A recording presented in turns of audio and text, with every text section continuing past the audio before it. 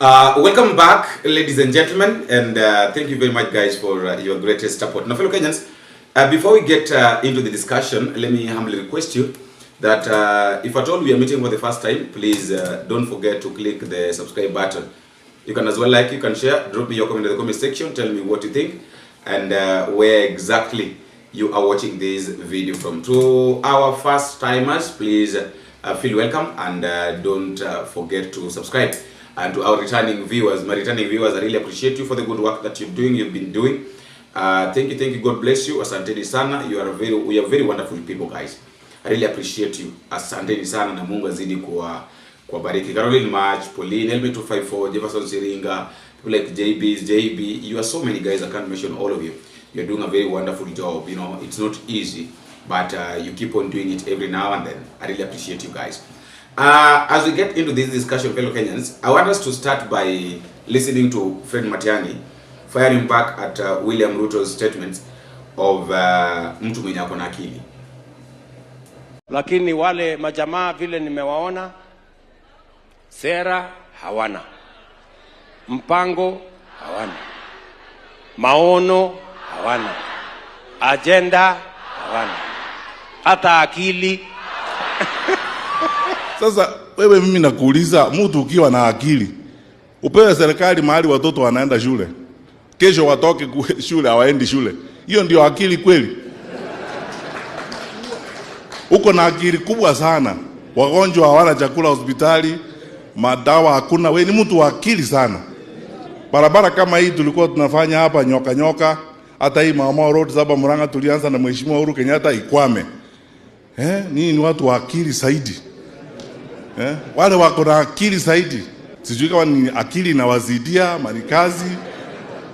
Wako na akili nyingi hao. Sasa tumefika mahali tuongozwa na watu wale wako na akili nyingi, polisi na goons wanatembea pamoja. Hao ndio watu wako na akili. Hapo.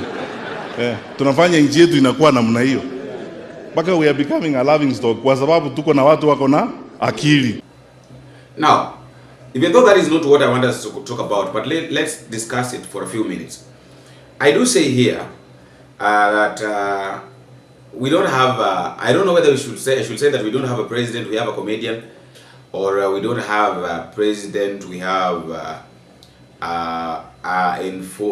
law enforcement leader, or somebody. I don't know how to put it. I'm really trying to figure out, I'm really trying to look at the best statement, or the best words that I can use, but I'm not getting the words very well. But the truth of the matter is that we are at a point where things are not working as much as maybe we expected them to work. Because if you listen to a president talking about watu wenye wako na akili na watu wana akili, claiming that yende ako na akili, and then you hear him saying that wale wengine hawana akili, yende ako na akili. Is a PhD holder, by the way. For your information, I think you all know that. But then, look at the education sector. Look at the health sector. You know, let's be honest with ourselves. We are in the month of February, right? And then we have got the grade 10. This grade 10 student, let me just call them students. These grade 10 students, up to now, there is no. I was having a conversation with one of the teachers, a very good friend of mine who is a teacher. And this friend of mine was telling me that Boni, there is a very big problem going on right now in the country, especially education sector. And I really wanted to know more because, you know, they are in that field, is in that field. So I wanted to know more. I was asking him, okay, teacher, what is really going on? And the teacher told me openly that what is going on is very funny, because right now we have the grade 10 people, and the grade 10 people that are going to school. Actually, he wrote it on after we had a conversation. He told me that the grade 10 people reported to school in January. Now, after they reported school in January, right now we are in February, right? And the teachers don't have the grade 10 curriculum guide, and the students don't have textbooks either. No bookshops in the country have the textbooks either for the grade 10. Remember, we're talking about grade 10. we want to change the education to the CBC. You understand? So tunataka kutoka kwa ile 844 now tunataka kukibadilisha. Up to now we are in February. Waliingia shule January. We are in February. Up to now in fact there is no calendar for the grade 10 students. There is no calendar for the grade, let me just call them pupils. There is no calendar for them. There is no curriculum for them. Remember, the government insisted that they have to go to school. Up to now, there is no bookshop. And it even forced me to call one of my friends, his name is Samson Oriaro. He is my high school colleague. Tuliana na shule moja. He has a bookshop. So I called him and I asked him, now where you gonna bookshop? These books, this grade 10, easy vitabos are grade 10. Do you guys really have them? And the guy was like, no, the books are not yet out, so we can't have what is not out. And I'm really trying. I was asking myself that, okay, the government right now is busy talking about Nyota. They're busy talking about 2 term. Others are talking about 1 term. All over the country. If it's true that the state of education in this country doesn't worry these people, then trust me on this, that our children will always be attending stupid employment programs or empowerment programs. Let's call it empowerment programs. Dancing with the politicians in exchange for the 22,000, 20,000, singing 2 term for the Nyota. Let me ask you this question. Yesterday, William Ruto was in Kisumu, right? Now, William Ruto being in Kisumu, I think all the counties that are coming from within Nyanza attended that Nyota funding program. I saw a lady from Sigomre. There are people from Ugunja, people from I don't know all the parts. All of them were represented. If something is not going to be done, then these meetings, you see, the government talks about employment, they talk about creating job opportunities for the young men, and every meeting that these people attend, every meeting that the government holds, we must have these youths. And in fact, the number of the people that attend these meetings, majority of them are youths. So how do you talk about creating job opportunities to the youth? Yet you as a person, you're really happy when you see the youth attending your meetings. Tell me, who are you helping? Are you helping yourself or you are helping the youth? No, let us just be open here and talk about this thing, because it's something that is happening. You are talking about empowering the youths, employing them, right? And then every meeting you attend, youths must be there. Actually, the largest number of people that attend your meetings are the youth. What are you trying to? Okay, what is there? What are we trying to talk about, or what are we really trying to do? That is the question. You know, sometimes we have to sit down and ask ourselves that, okay, now this is happening, this has happened. What is it that we're supposed to do? If we can't find a better way of handling these problems, let me tell you this. If we can't find a better way of handling these problems, then it will keep on, it will continue happening. They will continue happening, and these people will continue looking at us the way they're looking at us. You know, sometimes they sit down and they say, it is our stupidity. You know, it is our stupidity. We as citizens, we as voters, ndio inafanya haya mambo yote yanafanyika. And that is why you hear somebody like John Mbadi.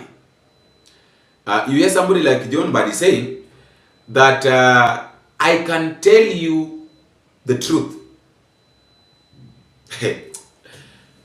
Hata mkitutoa in 2027 niende nyumbani, si bado nitakula? Ama mnaona nitakufa kwa njaa, nitakula? Can you imagine that that is a leader? He's saying that hata mfanye nini, hata mjaribu juu chini, hata mlete hiyo mambo yenye mnaleta, hata mtufukuze, even if you send us home in 2027, one thing remains for a fact, that I will still eat. I will not die of hunger. Imagine these are the same people that you are supporting.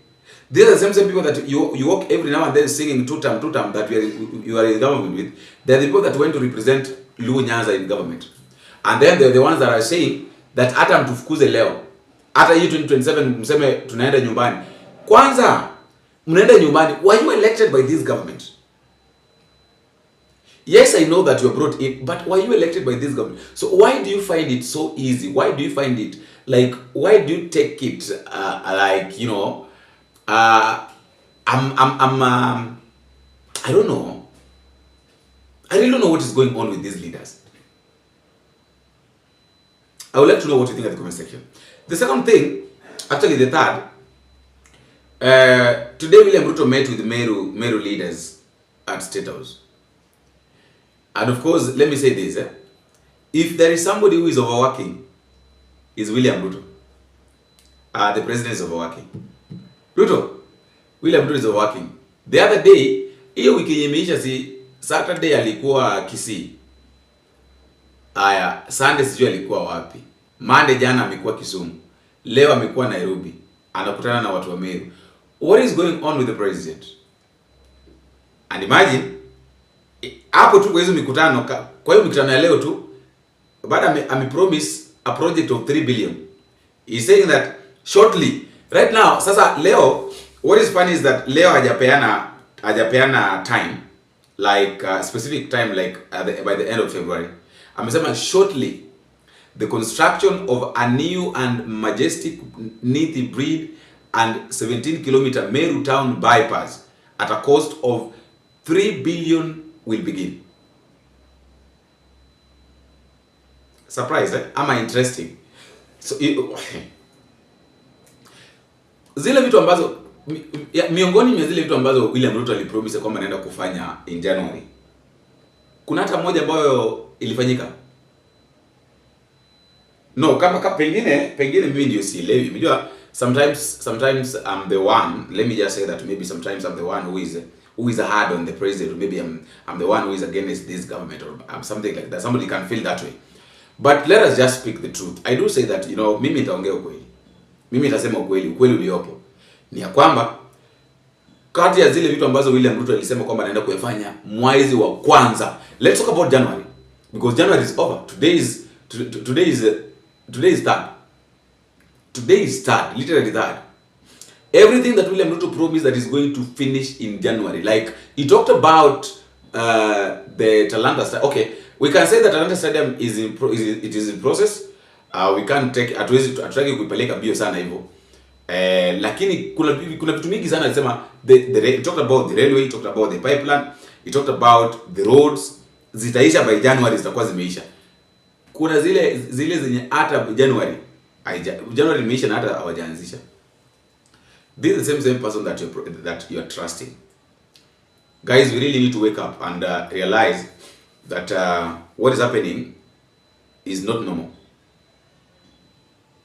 Ndio maana hata unasikia Rachel anaomba wa Kenya kwamba tafadhali na wasii wa Kenya, please pray for my husband. He's overworking. Because she knows that the president is overworking. William Ruto is really overworking. The president is overworking. There's when I was in campus, one of our lecturers sometime at one time came, and we were supposed to go to the field, and she asked us first that she was a very good person. Her name was Lillian, a very friendly lecturer. So she asked us to go to the field, and but then I really don't know what happened. Alikuja kapara, I don't know, we were busy or she I think walituma message kwa group, and then there's a question that she asked, and majority of the people say that we will be busy because, you know, projects are so many. Sometimes projects are mingi, and then alikuwa nataka twende field, like because it was time kwenda field, and she asked that can we do this? And then people say that we are busy kwa group. You know, the following day she called us and then told us one thing, that you students, you're very funny. You said that you are busy, but you are busy doing nothing. You know, if somebody tells you that you are busy and you're busy doing nothing, you become an insult. I don't know whether we should say that it's an insult or what. Yes, you are busy, but you're busy doing nothing. What are you doing? You're doing nothing. So that is exactly what is going on. People are busy, but they're busy doing nothing.